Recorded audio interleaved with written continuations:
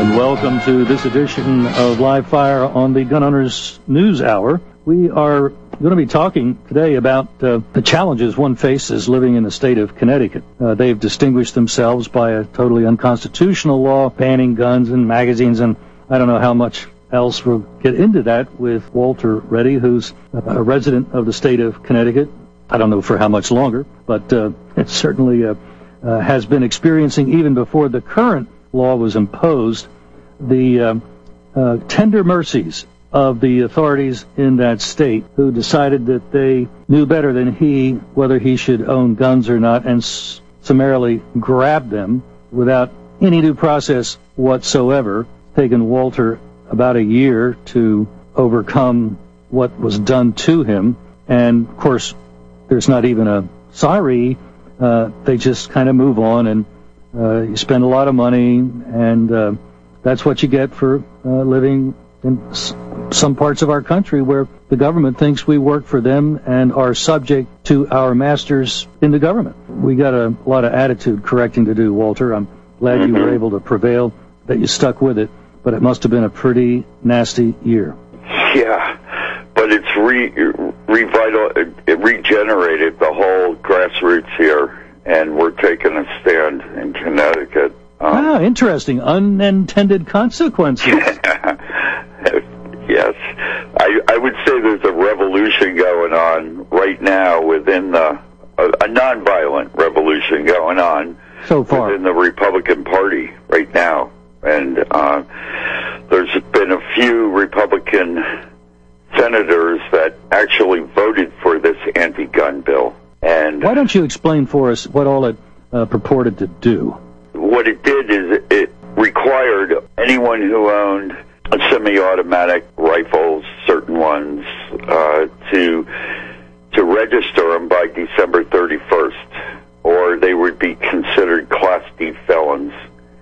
And they restricted the magazines to 10 rounds, and they outlawed those, or they grandfathered them in if you registered them by December 31st, but it backfired on them big time, because they think that only about 15% of the gun owners did register them. So there's tens of thousands now of gun owners that have refused to go along with this, and I think they're in a real spot. They don't know what to do now. You know, I'm pleasantly surprised that a liberal state like Connecticut would have this kind of a reaction. But on second thought, we're not talking about the average citizen, unhappily, in Connecticut. Gun owners tend to be somewhat more independent-minded. That's why many of them have guns, to protect themselves, because they have assumed, concluded, observed that it's impossible for the police to be there on time to protect them. That almost always the police really can't do anything other than arrive after the fact of a crime.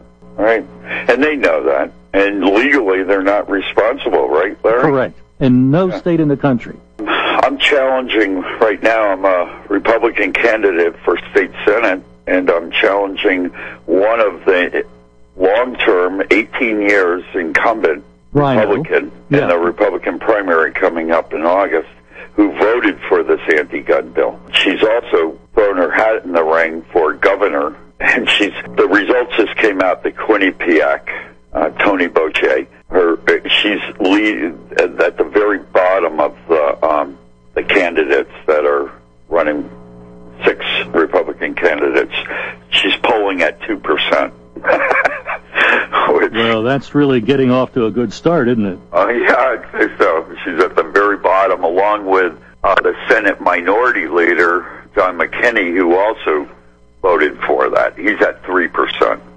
Now, you would think the Senate Majority Leader would have a Minority Leader would have a bit more name ID than 3%. Right. Well, maybe he does have better name ID, and that's why he's only at 3%. Yes. But what the problem, and I think there's going to be a big turnover here at the State House. The Democrats control all 3 branches of government here. the governor and take back majority of the Senate. We're only 5 short of doing that. So that's what we're hoping for here. Could actually change the state from a blue state to, well, we may not be able to take back the whole House, but we have a good shot at taking a lot of it back. So. I don't know what will happen. I'm not a prophet, but I've heard some people speculate that this could be a bigger blowout election than almost anybody can imagine.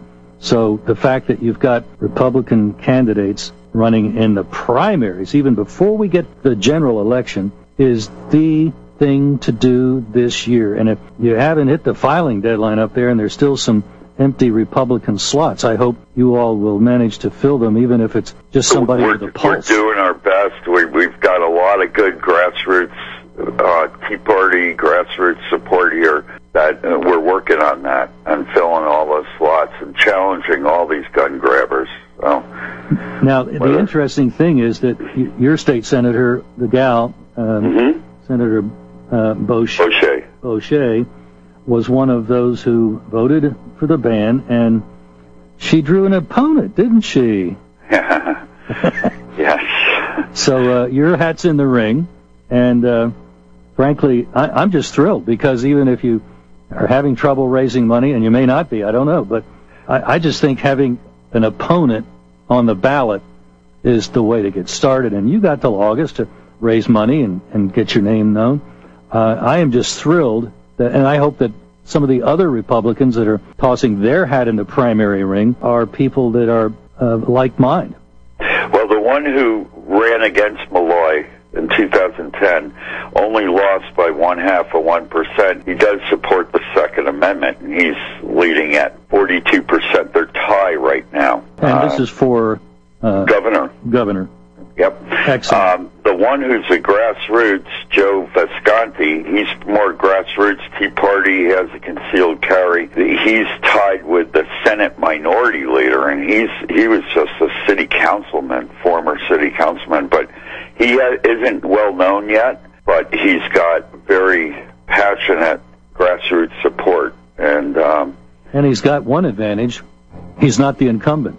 Yeah, and he's outpolling Senator Tony Boucher and tied with Senator McKinney right now. Well, that is really an encouraging report, because states don't get too much more liberal and Democrat than Connecticut, and maybe in part it's been because a lot of Republicans and conservatives had just given up. Talking today with Walter Reddy, lives in Connecticut, gun owner in Connecticut.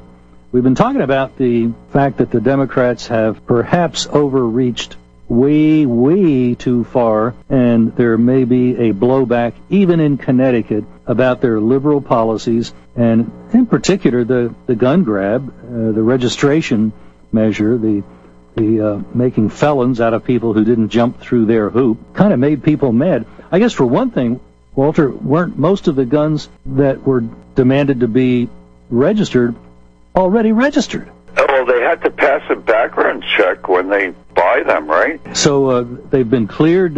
Yeah, they've been cleared. These aren't illegal guns. And frankly, I would maintain that that background check, those names are not thrown away after a day. For one thing, the feds have referred to using those names for longitudinal studies.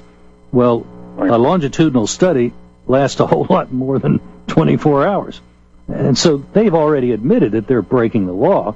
Mm-hmm. And the fact that the idea that the government would toss away name, address, and other data about people who own guns strikes me as very difficult to believe, because they want our guns so badly, and they're not about ready to let go of who has what where. So you had a little personal kerfuffle with the dear leaders in your state. Why don't you tell folks what happened to you? What was it, about a year ago?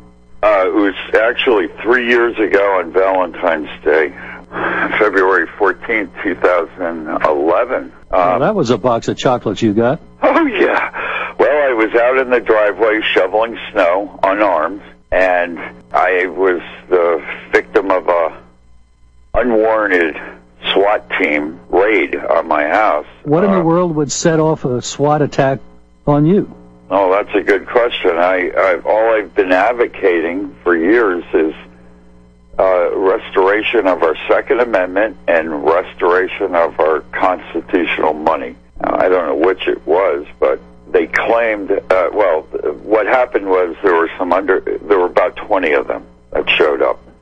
There were a joint task force of... Sighting of a man with a snow shovel in driveway. Caution, caution.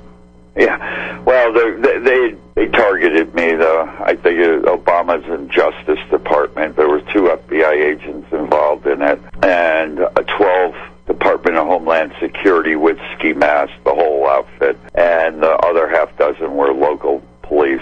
And I had a gun to the back of my head, handcuffed. I was not even told I was arrested, but they had no warrant.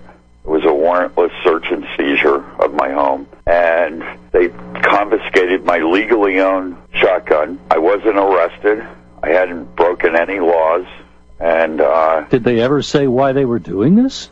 Well, what they claimed was, the department, I guess it's kind of what Janet Napolitano used to say, if you see something, say something. Well, I had someone I knew for 20 years over my home. He wanted to see my shotgun in my house, so I brought it out and showed it to him. The police said that I was a threat to myself or others because I was brandishing this weapon and threatening. Do you think you were set up by that person? Yes, yeah. But the whole thing came down to he refused to sign a sworn written statement with the police to that fact. So they had nothing? No. And when I got him up on the stand at the hearing, I said, "You've known me for 20 years." His name was Rand McNeil, and I said, "Have you ever known me to threaten anyone?" And he said, under sworn oath, he said, "No." Have you ever known me to be violent or threatening? And he goes, No, I haven't. That was the whole case right there. But so I apparently, for this guy, just you having a gun in your hand made him load his pants. I don't really know, but I think he was coerced into it or something. There was something more to it. I never got. Maybe they had something on him. Yeah, it could be. That's very possible. But all I know is Special Agent Campbell of FBI. I wanted to be able to bring him up on the stand. I never got the opportunity to do that. But he called me a person of interest regarding domestic terrorism. And that's because of your public Constitution and our Second Amendment. Exactly. So that makes. Well, I'm sure I'm a person of interest. I think we all are, Larry. In fact, I'll bet in our Constitution and our Bill of Rights. I bet I got more bragging rights than you. I bet I'm a bigger person of interest than you are. Oh, man. So, and thanks to you, Larry, and Gun Owners of America, you pitched in for my appeal, and they could only legally hold my shotgun for a year, but the appellate level dragged their feet almost to the year, and then they ruled in my favor that this judge should have given me more time to get a lawyer, that he didn't have to rule that day. I wanted a lawyer, and I was denied that. I should take as long as I want since they already had my property. So they changed that part. But explain how they twisted that law, because there was something about must have a hearing within X number of days. Yeah, it was shall have a hearing within 10 days. And the lower judge that ruled on it, interpreted it as must. And so he says, I'm ruling today. But he was already prejudiced. All he had to see was this FBI agent saying I'm a threat, person of interest regarding. So, but anyway, do you know who that FBI? Do you know who the FBI agent was? We ought to put his name out too. Yeah, his name was Special Agent Campbell. There was another Special Agent Coleman involved in it. Had been up to the Weston Police Department before this whole thing, this SWAT raid happened, but it was in the works. But so yeah, that's part of the motivation for me running against this gun grabber, Senator Tony Boucher. People want to know more, they could go to my Facebook page, Walter Reddy.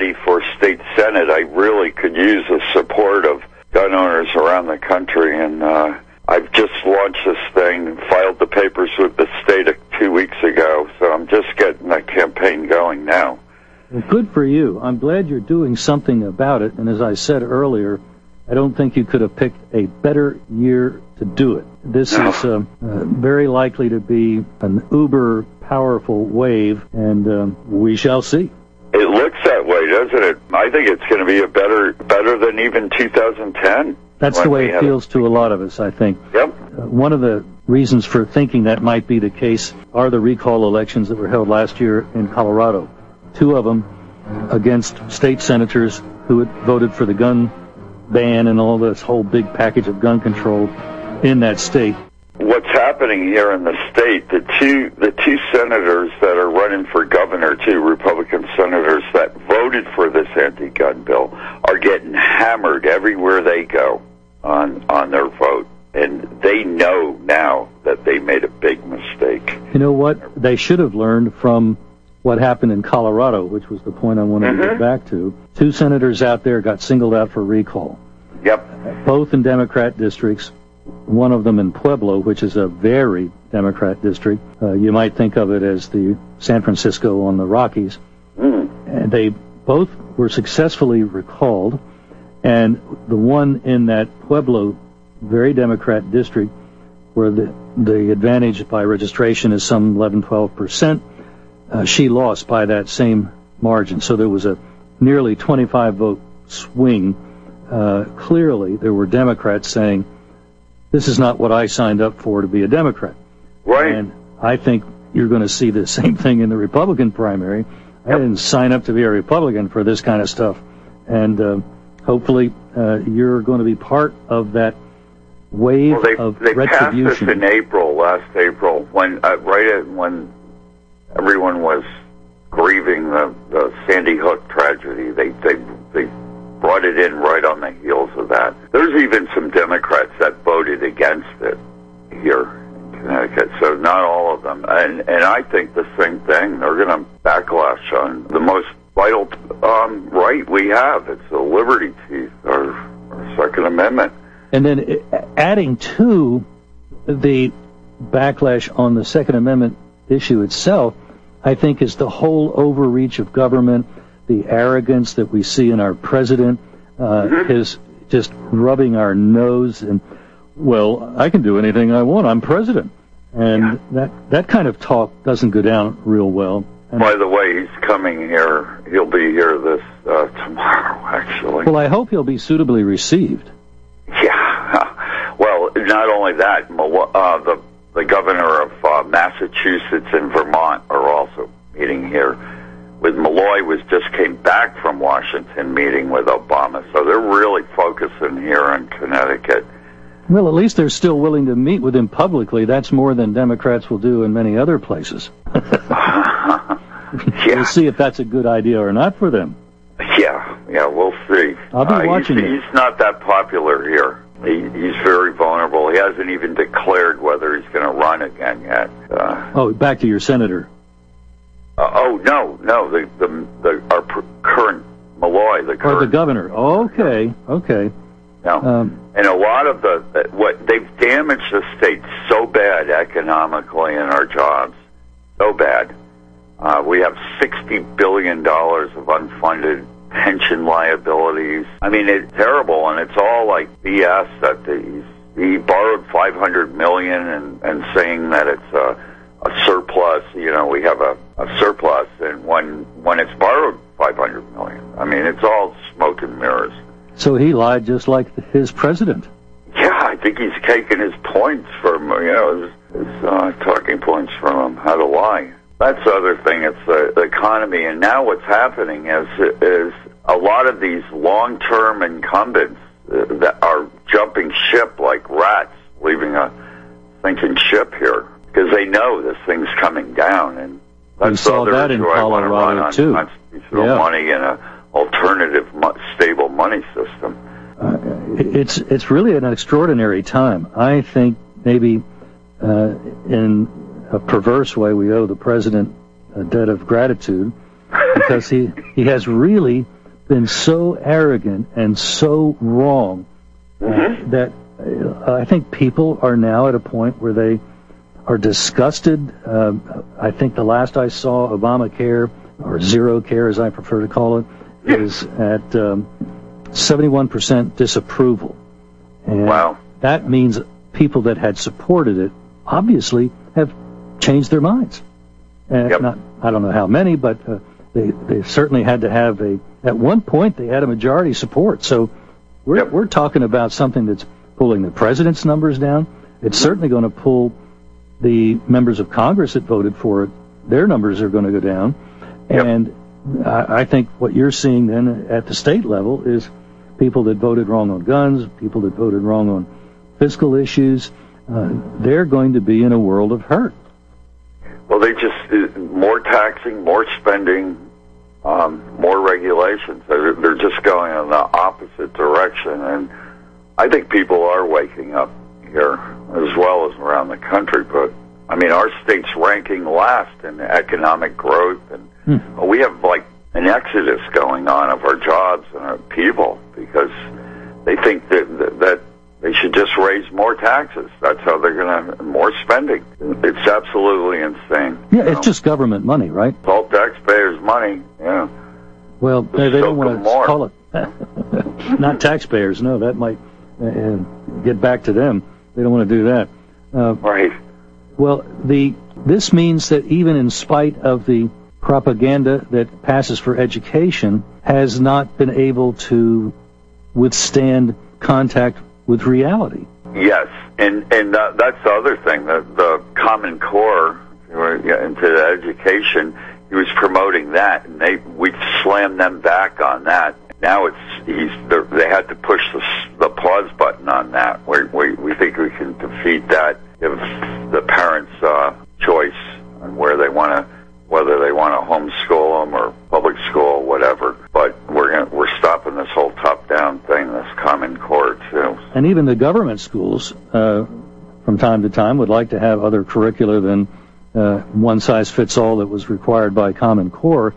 So, from what I can see, even many liberals are opposed to the thing. Teachers are opposed to it, even. So, a lot of them are liberal. It's amazing. What I'm going to propose, get to Hartford, I'll vote against all these anti-gun bills, and instead propose a school safety bill, where I was just at a big Connecticut Citizens Defense League. We had 300 members up there were meeting, and there were a number of them, and I've spoken to a number of teachers around this area that have concealed carry permits. Ooh. That would stop it in a heartbeat. You put a bill in to allow the teachers that want to be able to have already been trained on safety to carry concealed carry in the schools. And the psychopath killers would not know which teachers or which schools would even have them. I am just absolutely encouraged to hear that there are teachers that already have a concealed carry. We probably have hundreds here of teachers that I've met a number of them that already have, and you wouldn't even have to have all the teachers, and the ones that don't, they don't have to. But I think it's the most effective way to stop another school tragedy. I mean, I know you and I agree with that, Larry. These are victim zones that they've set up. Yeah, we use that same phrase here at Gun Owners of America. Well, this is just exciting news that even in Connecticut, there are, first of all, that many teachers that you've found that have permits that would like to carry in school and that would be more than willing to do so. That tells me that we may be on track to putting an end to mass murders in schools. Yes. And what they have on part of that bill, they didn't really deal with the mental health thing, or they didn't really deal with what they did wanted to harden the schools more, right? Listen, let's pick up on schools in just a minute. I think we have another segment coming, and we'll be right back if that's the case. This is Live Fire, and here once again is your host, Executive Director of Gun Owners of America, Larry Pratt.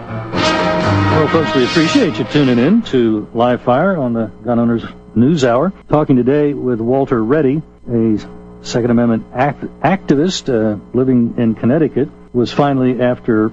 How much did you have to spend on legal fees to get your guns back from that grab that it was based on? Well, the lawyer, it was about $10,000 in legal fees. But Larry, I want to thank you and Gun Owners of America. You were the first ones to step up and help with that defense at the appellate level. Well, I'm delighted that it worked out the way it did. It doesn't always, just because you spend money, doesn't guarantee anything. So good for you for having fought back. I don't suppose there'll be any consequences to a warrantless search and grab. No, they didn't have the warrant. I said, well, I want to see the warrant. And they said, well, you can pick it up the next day. They didn't even have it with them. So it was a warrantless search and seizure. I did go down to the courthouse the next day and demanded that I see it. That's where it came across, where I saw these two special agents from the FBI that were involved in this thing, too. But I didn't see that until the next day.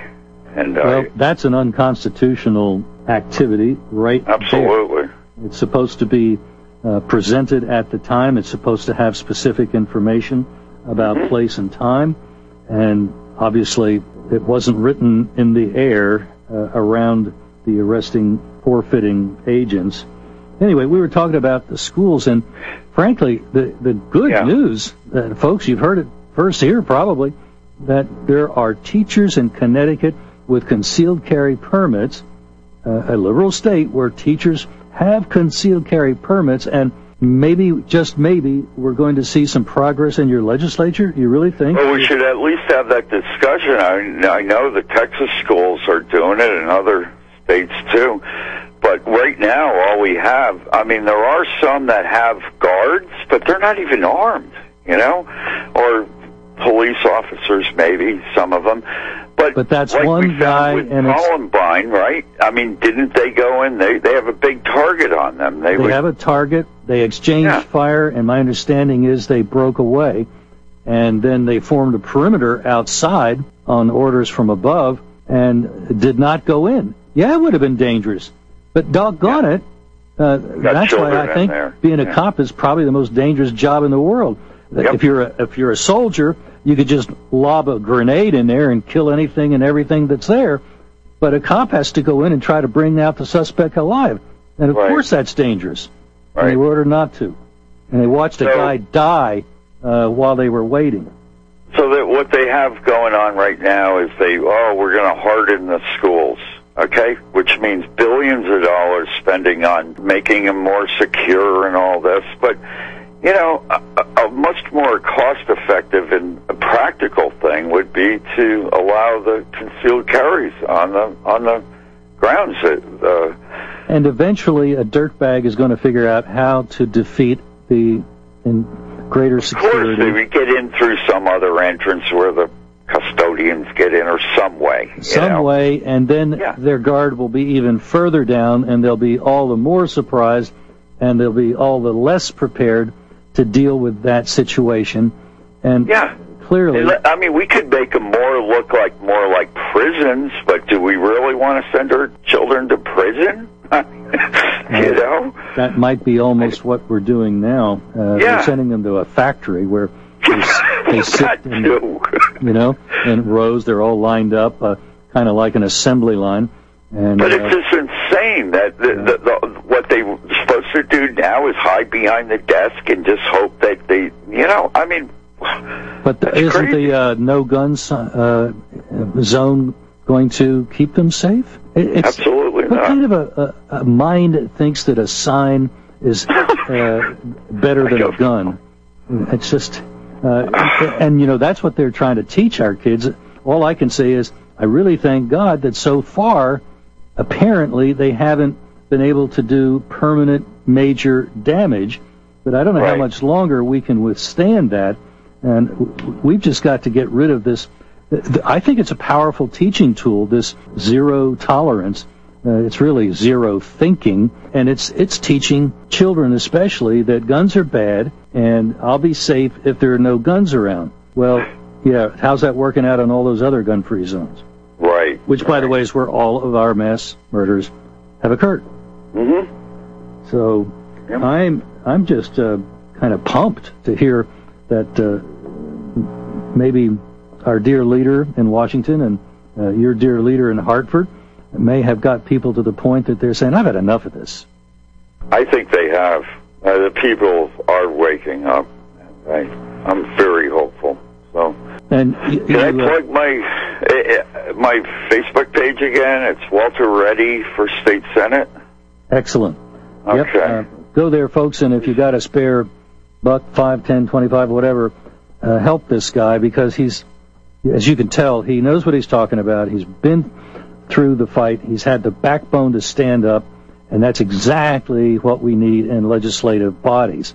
There'll be other people that are first-time elected officials, and that's a delicate moment. That's when the establishment has been pretty good with most newly elected officials in bringing them into the fold and showing you how it really works.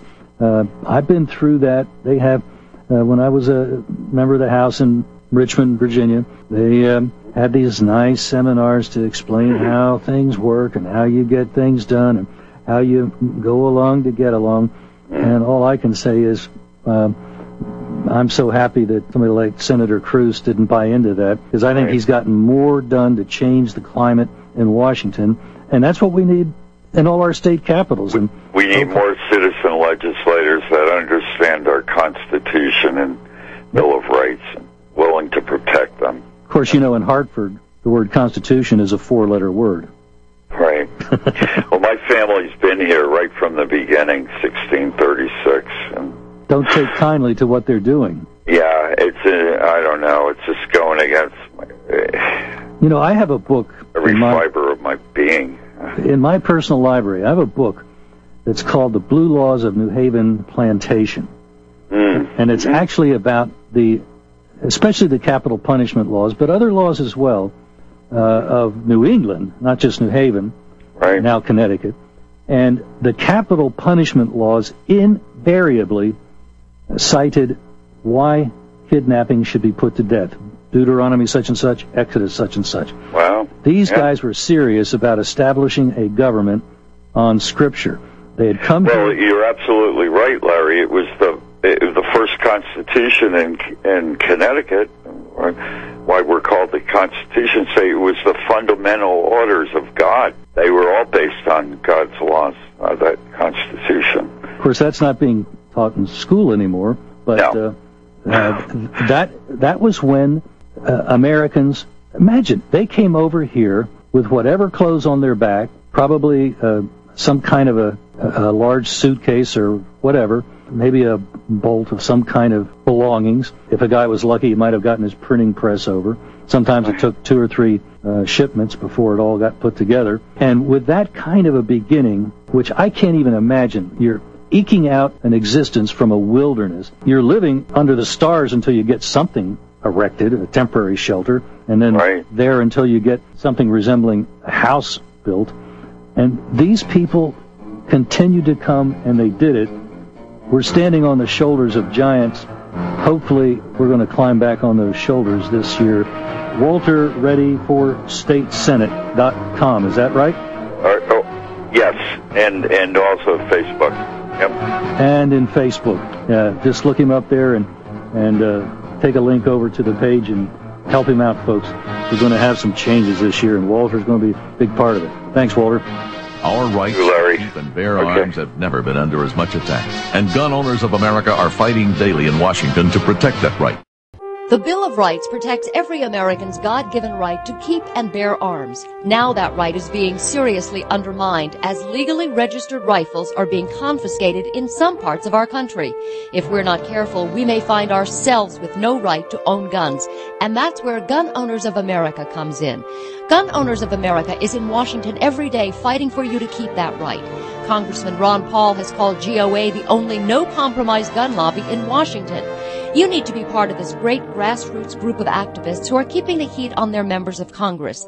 Find out right now how you can join. Call 888-886-GUNS and get started receiving their fact-filled newsletters and action alerts.